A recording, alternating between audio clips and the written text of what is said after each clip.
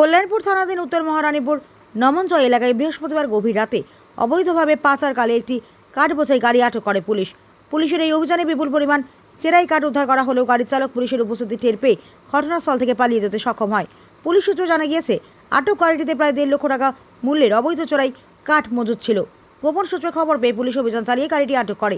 তবে অভিযানের সময় চালক দ্রুত গাড়ি ফেলে পালিয়ে যাওয়ায় তাকে আটক করা সম্ভব হয়নি। উদ্ধার হওয়া কাঠ ও গাড়ি নিয়ে প্রয়োজনীয় আইনি প্রক্রিয়া সম্পন্ন করার পর সেগুলি বন দপ্তরের হাতে তুলে দেওয়া হয়। ঘটনাকে কেন্দ্র করে এলাকায় ব্যাপক চাঞ্চল্যের সৃষ্টি হয়।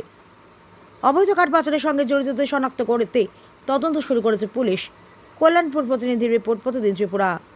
আজকে সন্ধ্যা আনুমানিক 8টার সময় আমি মোবাইল ডিউটিতে ছিলাম। তখন একটা গোপন খবর পাই যে নর্থ মহারানীপুর মঙ্গলপাড়া এলাকায় একটা কাঠের গাড়ি বোঝাই হচ্ছিল।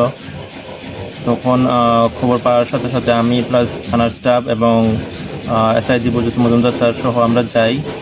তারপর ঘটনাস্থলে যে জায়গাতে খবর পেয়েছিলাম ওই জায়গাতে যাই।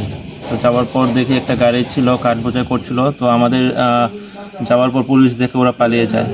গাড়িতে অবৈধভাবে কাঠ বোঝাই করা ছিল, প্রায় 70 থেকে 80 ফুট হবে কাঠ। বাজার মূল্য আনুমানিক 1 থেকে 1.5 লাখ টাকা হবে। না, আপাতত কাউকে অ্যারেস্ট করা হয়নি।